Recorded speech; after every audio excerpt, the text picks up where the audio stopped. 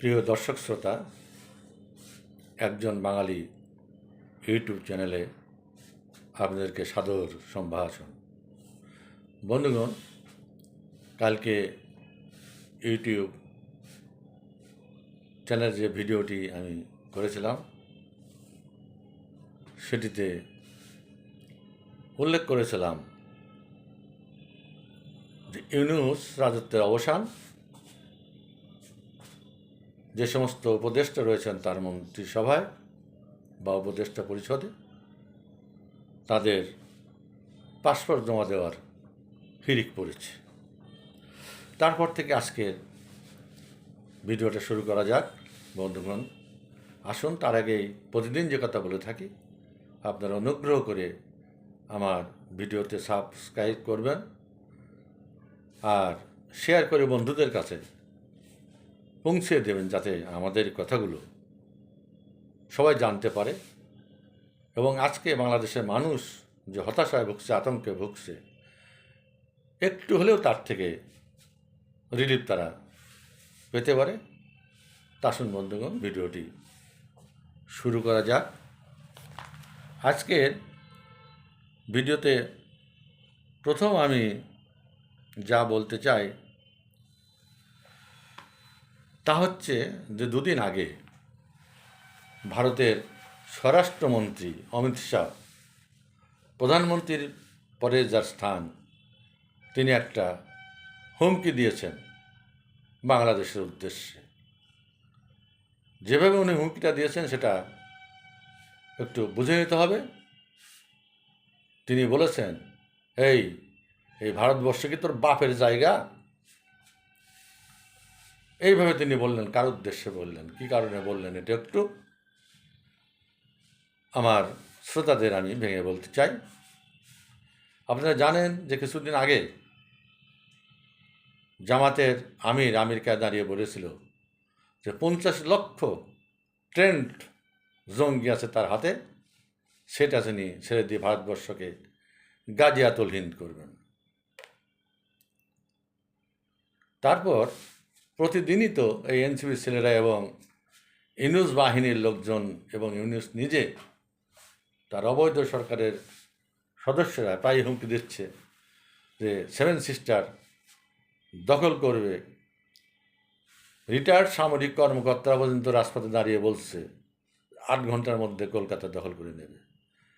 এই সমস্ত কথার কোনো প্রত্যুত্তর আজ 1.5 বছরের মধ্যে সরকারিভাবে কিন্তু ভারতের পক্ষ থেকে আমরা পাইনি। এই প্রথম ভারতের স্বরাষ্ট্রমন্ত্রী একটা হুমকি দিলেন যে ভারতবর্ষ কি তোদের বাপের জায়গা? আয় না, এগিয়ে আয়, দখল করে দেখ, আক্রমণ কর, আমরা অপেক্ষায় আছি। ঠিক এই কথাটাই তিনি বলতে চেয়েছেন যে তোমরা যারা দখল করতে চাও 7 সিস্টার, আসো। যারা ভারতবর্ষে গাজিয়াতুল করতে চাও, আসো, এগিয়ে এসো, শুরু করো, আমরা প্রস্তুত আছি। এর ব্যাখ্যা এইটুকুই আমি আপনাদেরকে বললাম। এবং তারপর পরবর্তীতে যা চলছে আজ 2-3 দিন ধরে, এবং এটা চলমান থাকবে নির্বাচন না হওয়া পর্যন্ত, সেই সম্পর্কে আমরা 2-4টি কথা বলি। নির্বাচন 12 তারিখে হবে কি না তারই কোনো ঠিক নাই। এখনও তো বিশ্বের বহু আন্তর্জাতিক মহল, বিভিন্ন সোশ্যাল মিডিয়া থেকে এবং বিশ্বের যে সমস্ত নামকরা পত্রিকা রয়েছে, guardian, Times of India, Hindustan Times, তারপর এপি, রয়টার্স, বিভিন্ন সংবাদ মাধ্যমে আমরা যে খবরগুলো শুনতে পাচ্ছি, তাতে সবাই সন্দেহ প্রকাশ করছে যে বাংলাদেশে 12 তারিখে নির্বাচন হওয়ার বিষয়ে কোনো নিশ্চয়তা নেই। কারণ অন্তরালে বাংলাদেশকে কেন্দ্র করে অনেক কিছুই চলছে। তাই বলছি যে নির্বাচনের কোনো ঠিক নাই। এদিকে নির্বাচনের প্রস্তুতি জামাত ইসলাম এবং তার অঙ্গ সংগঠন এনসিপিরা কিন্তু জোরে সোরে আরম্ভ করে দিয়েছে, এবং সেগুলো ভয়ঙ্কর। বাংলাদেশের সাধারণ মানুষ যদি এই সমস্তগুলো শোনে, তাহলে রীতিমতো তাদের মধ্যে ভয়ের সঞ্চার হবে। সূত্র মারফত জানা যাচ্ছে বলা হচ্ছে কোনো বিশেষ রাজনৈতিক দল। এই বিশেষ রাজনৈতিক দল বলতে আর কাকে বোঝানো হয়েছে? জামাত ইসলাম, শিবির এবং তার এনসিপি সহযোগী এবং খোদ ইউনূস, তারা প্রায় 20,000 আর্মি পোশাক বানাতে দিয়েছে। আমাদের যে র্যাব আছে, র্যাবের ডেজিগনেশন পরিবর্তন করা হয়েছে, নাম দিয়ে SIF নাম দেওয়া হয়েছে এবং তাদের জন্য নতুন পোশাক বানাতে দেওয়া হয়েছে এবং সেখানে 20,000 পোশাক অতিরিক্ত বানানো হচ্ছে। উদ্দেশ্যটা কি? শোনা যাচ্ছে যে জামাতের যে শিবিরের যে ক্যাডার বাহিনী রয়েছে, এনসিপির যে সমস্ত জঙ্গিরা রয়েছে, তাদেরকে এই আর্মি এবং বিশেষ বাহিনীর পোশাক পরিয়ে নির্বাচনের 2 দিন আগেই গ্রামে গঞ্জে পাঠিয়ে দেওয়া হবে। তারা গ্রামে গঞ্জে মানুষকে ভয় দেখাবে, ভোট দিতে হার পক্ষে ভোট দিতে বাধ্য করাবে এবং নির্বাচনের দিন সমস্ত বুথগুলো দখল করে সরকারের পক্ষে যাতে রেজাল্ট আসে তার সমস্ত ব্যবস্থা তারা করবে। এইভাবে জামাত, এনসিপি এবং খোদ অবৈধ ইউনূস সরকার এদেরকে সংগঠিত করে এভাবে ভোট পরিচালনা করার প্রস্তুতি গ্রহণ করেছে বলে আমরা বিভিন্ন সূত্র মারফত জানতে পেরেছি। অথচ ভোট হবে কি না তারই কিন্তু কোনো ঠিক নাই। তবে তারা সরে সরে প্রচার করে বেড়াচ্ছে যে ভোট হবে। আর আমরা বিভিন্ন সূত্র থেকে যেটা জানতে পারছি সেটা আমি আগেই বলি, তারপর শেষটুকু বলবো। ভিডিও আজকে খুব বেশি বড় করে আপনাদের ধৈর্যচ্যুতি আমি ঘটাবো না। শোনা যাচ্ছে যে আমাদের সেনাবাহিনী প্রধান আজকেই অথবা আগামীকাল ভারতে যাবেন। কোনো কোনো সূত্র বলছে যে এই যে গাজিয়াতুল হিন্দের ঘোষণা দেওয়া হয়েছিল এবং স্বরাষ্ট্রমন্ত্রী, ইন্ডিয়ার স্বরাষ্ট্রমন্ত্রী যে হুঙ্কার ছেড়েছেন, তাতে ভীত হয়ে সেই বিষয়ে, যেটা সরকারের কথা না, এটা ইউনূস সরকারের কথা না, এটা কোনো একটা রাজনৈতিক দল বা জামাত ইসলাম বলেছে, এটা সরকারের কোনো কথা নয়, এই বিষয়ে ভারত সরকার বোঝানোর জন্য সেনাবাহিনীকে প্রধানকে পাঠাবে। কারণ কথা হচ্ছে যে উপদেষ্টা তো অনেক আছেন, পররাষ্ট্র উপদেষ্টা আছেন, তিনি যেতে পারেন, সেনাবাহিনী প্রধান কেন? এটা খুবই সন্দেহজনক। সেখানেও সন্দেহ করা হচ্ছে যে সেনাবাহিনী প্রধান হয়তো আমাদের প্রধানমন্ত্রী শেখ হাসিনার সঙ্গে কথা বলে একটা রফা করতে যাচ্ছেন এবং সমস্ত অপরাধের জন্য ক্ষমা ভিক্ষা করতে যাচ্ছেন এই অবৈধ তত্ত্বাবধায়ক ইউনূস সরকারের প্রতিনিধি হয়ে। এগুলো কথা শোনা যাচ্ছে। আবার কেউ কেউ বলছেন যে বাংলাদেশে বর্তমানে খাদ্যের অবস্থা খুবই খারাপ, চাল নেই বললেই চলে। ভিয়েতনাম থেকে চাল কেনার প্রস্তুতি গ্রহণ করেছিল বর্তমান ইউনূস সরকার, সেখানে চালের দাম অনেক বেশি। পাকিস্তানের কাছ থেকে চেষ্টা করছিল, পাকিস্তান বলেছে আমাদের চাল তোমার দুবাই থেকে নিতে হবে। আর পাকিস্তানি তো চাল, ইন্ডিয়ান চাল দুবাই যায়, দুবাই থেকে পাকিস্তান কেনে। তারাই ফকিরের বাচ্চা, ফকিরের পোলার আবার আর এক ফকিরের কাছে কী করে চাল বিক্রি করবে? এটাও একটা বিষয়। এই বিষয়টা নিয়ে নাকি আমাদের সেনাবাহিনী প্রধান জেনারেল ওয়াকার আলাপ করার জন্যে যাচ্ছে। তো এই যে কথাগুলো, এটা কোনোটাই ধোপে টেকে না। এগুলো একটা বাজে প্রচার বিভিন্ন মিডিয়া থেকে, এবং সরকার এই মিডিয়াগুলোর মাধ্যমে এগুলো প্রচার করছে, ইচ্ছা করেই এগুলি প্রচার করছে। অথচ ভোটের প্রস্তুতি, চাল কেনা, ভয়ভীতি প্রদর্শন, আর্মি পোশাক বানানো, সব কিছুই কিন্তু চলছে। অথচ ওর মধ্য থেকে দেখা যাচ্ছে যে ও দেশটা সাহেবরা তাদের যে লাল পাসপোর্ট ছিল, সেই লাল পাসপোর্ট জমা দেওয়ার হিড়িক পড়েছে। এমনকি আজকে একটা সূত্র মারফতে আমরা জানতে পারলাম যে হাইকোর্ট, সুপ্রিম কোর্টের বিচারপতি, মহামান্য বিচারপতিরা পর্যন্ত তাদের লাল পাসপোর্ট জমা দিয়ে অর্ডিনারি পাসপোর্ট করে নিচ্ছেন এবং ভিসার জন্য দরবার করছেন, যাতে যে কোনো মুহূর্তে যে কোনো অবস্থার সৃষ্টি হলে তারা দেশ ছেড়ে চলে যেতে পারেন। এই প্রস্তুতি চলছে। তো ভোট যদি শিওরি হয়, ভোটটা যদি ভালোভাবে হয়, তাহলে এনারা দেশ ছেড়ে যাবেন কেন? আর লাল বাক্স জমাই বা দেবেন কেন? কাজে কারোর কিন্তু কোনো নিশ্চয়তা নেই, কারোর কোনো বিশ্বাস নেই এই ভোট হবে নাকি হবে না। আর যদি ভোট হয়, ভোটের পর কী অবস্থা দাঁড়াবে, বা ভোটের 2 দিন আগের থেকেই একটা গৃহযুদ্ধ শুরু হয়ে যাবে কিনা। সেই গৃহযুদ্ধটা কিন্তু প্রথমে শুরু হবে বিএনপি ভার্সেস জামাত এনসিপি, এদের মধ্যে, অর্থাৎ ইউনূসের দল ভার্সেস বিএনপি।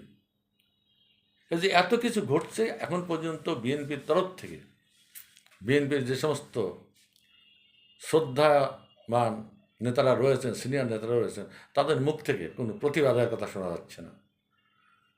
কোনো একটা জনগণের উদ্দেশ্যে কোনো একটা আশামূলক কথা কিন্তু শোনা যাচ্ছে না। এমনকি আমরা বিএনপির চেয়ারম্যান জনাব তারেক রহমানের মুখ থেকেও এখন পর্যন্ত নির্বাচন সম্পর্কে একটা ভালো আহ্বান জনগণের উদ্দেশ্যে কিন্তু শুনতে পাচ্ছি না। সমস্ত ব্যাপারটাই যেন দেশের মধ্যে এখন কেমন একটা অবস্থার সৃষ্টি করে, না ঘটকা না ঘটকা। এর মধ্যে আবার একটা ইম্পর্টেন্ট খবর এসে আমাদের গণমাধ্যমকে উত্তাল করে ফেলে। সেটা কি? ইউনূস সাহেব নাকি এখন যে কোনো জায়গায় সরে পড়ার জন্য আশ্রয় যাচ্ছেন, কেউ সে আশ্রয় দিতে রাজি হচ্ছে না। অবশেষে তিনি আমেরিকার কাছে আশ্রয় চেয়েছেন। আমেরিকার তার যে বিশেষ বন্ধু বিল ক্লিন্টন এবং তার স্ত্রী হিলারি ক্লিন্টন, তারা আমেরিকান সরকারের কাছে অনুরোধ করেছেন আমেরিকাতে ইউনূসকে নিয়ে যাওয়ার জন্য। কিন্তু ডেমোক্রেটিক দল তো বাধা দিয়েছে, এমনকি ডোনাল্ড ট্রাম্পের যে নিজস্ব দল রিপাবলিকান, তারা বাধা দিয়েছে যে ইউনূসকে এই অবস্থায় এই আমেরিকা আমরা জায়গা দিতে রাজি না। তাহলে আমাদের মহামান্য প্রধান উপদেষ্টা ইউনূস সাহেব এখন যাবেন কোথায়? ভারত বলে দিয়েছে যে ইউনূস সাহেবকে বাংলাদেশের বাইরে যেতে দেওয়া হবে না, তিনি যেন যেতে না পারেন। ওনার জায়গা রয়েছে পাকিস্তান। সে বললাম তো, পাকিস্তান নিজেই খেতে পায় না। হ্যাঁ, ইউনূস সাহেব কিছুদিন ওখানে যে থাকতে পারেন, তারপরে হয়তো অন্য কোথাও চেষ্টা করে চলে যেতে পারেন, কারণ পৃথিবীর বহু দেশেই তার টাকা পয়সা সরানো সেটানো রয়েছে। যাই হোক বন্ধুগণ, এই সমস্ত কথাগুলো আমার আজকে বলার ছিল। আমি মেইন কিছু পয়েন্ট আপনাদের সামনে, আপনাদের অবগতির জন্য আমি তুলে ধরলাম। এখন কথা হচ্ছে যে গত ভিডিওতে যাই বলেছিলাম ইউনূসের বিদায়, সে সম্পর্কে নিশ্চয়ই আপনারা শুনতে আগ্রহী যে তার অগ্রগতি কী হয়েছে। আপনারা জানেন যে ইতিমধ্যে আমেরিকার প্রেসিডেন্ট ডোনাল্ড ট্রাম্প এবং ভারতের প্রধানমন্ত্রী নরেন্দ্র মোদিজির মধ্যে কথা হয়েছে এবং তাদের বাণিজ্য নিয়ে সমঝোতা হয়েছে। 18% ট্যারিফে উভয় পক্ষ রাজি হয়ে গেছেন এবং অন্যান্য যে সমস্ত শর্ত হয়েছে সে সমস্ত শর্তের সঙ্গে আলোচনার জন্যে আমেরিকার পররাষ্ট্রমন্ত্রী মার্ক রুবিওর আমন্ত্রণে ভারতের পররাষ্ট্রমন্ত্রী জয়শঙ্কর আমেরিকায় আছেন বর্তমানে। তিনি 5 তারিখে ফিরে আসবেন। সেইখানে এই দফাগুলো নিয়ে, শর্তগুলো নিয়ে আলোচনা হবে। তবে সূত্র মারফত যেটুকু জানতে পেরেছি তা হচ্ছে যে ইউনূস সরকারকে কিন্তু বিদায় নিতেই হবে, এটাতে 1 নম্বর শর্ত, এবং নির্বাচন একটা হবে, সেটা তত্ত্বাবধায়ক সরকারের অধীনে। সেই তত্ত্বাবধায়ক সরকারের প্রধান হবেন আমাদের প্রধানমন্ত্রী শেখ হাসিনা। বন্ধুগণ, এই তো একটা ভালো খবর আপনাদের দিলাম। তবে কোনো কিছুরই নিশ্চয়তা নাই। পৃথিবীতে আজকে যে রাজনীতি শুরু হয়েছে, যা চলছে, পাকিস্তানের অবস্থা খুবই খারাপ। বেলুচিস্তান বিদ্রোহ ঘোষণা করেছে। 2 মেয়ে, কালকে বলেছিলাম, সে 2 মেয়ে পাকিস্তানের সামরিক ঘাঁটিতে বোমা মেরে তাদের 200 সৈন্য হত্যা করেছে। সেখানে পাকিস্তানের যুদ্ধ চলছে।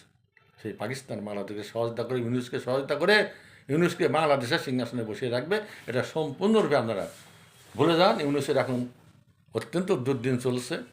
এই মহান মানুষটার জন্য আপনারা একটু দোয়া খায়ের করেন যে বাংলাদেশ থেকে সে যেন ঠিকঠাকভাবে বাইরে চলে যেতে পারে। কি এটা দোয়া করবেন, নাকি তাকে এই বাংলাদেশের মাটিতেই আপনারা তার বিচার হোক, এইটাই চান? আজকে এ পর্যন্ত। সবাইকে ধন্যবাদ। বন্ধুগণ, আপনারা ঠিক করুন কোথায় এই যে আমার সোনার বাংলাকে শ্মশানে পরিণত করেছে, সেই দুনিয়া সবচেয়ে বড় বাটপার অবৈধ ইউনুস, যে ক্ষমতা দখল করে তার নিজের ট্যাক্স 600 কোটি টাকা নিজেই মাফ করে নেন, নিজের নামে আদম ব্যাপারী লাইসেন্স করে নেন, নিজের গ্রামীণ ব্যাংকের নামে বহু সুযোগ সুবিধা নেন। সেই মহা অসৎ বাটপার লোকটা কি হবে? তাকে আমেরিকায় পাঠাবেন লিংটনের দাবি মতে, নাকি তার বিচারে বাংলাদেশে মাটিতেই জন্মগ্রহণ করবে? আপনারা সিদ্ধান্ত নেবেন। তবে আমরা যেটুকু জানতে পেরেছি সেটা হচ্ছে তত্ত্বাবধায়ক সরকার আসছে, তত্ত্বাবধায়ক সরকারের আন্ডারেই নতুন করে নির্বাচন হবে। আর একবার বলি, তত্ত্বাবধায়ক সরকারের প্রধান হতে যাচ্ছেন আমাদের মাননীয় প্রধানমন্ত্রী বঙ্গবন্ধু তনয়া শেখ হাসিনা। জয় বাংলা, জয় বঙ্গবন্ধু।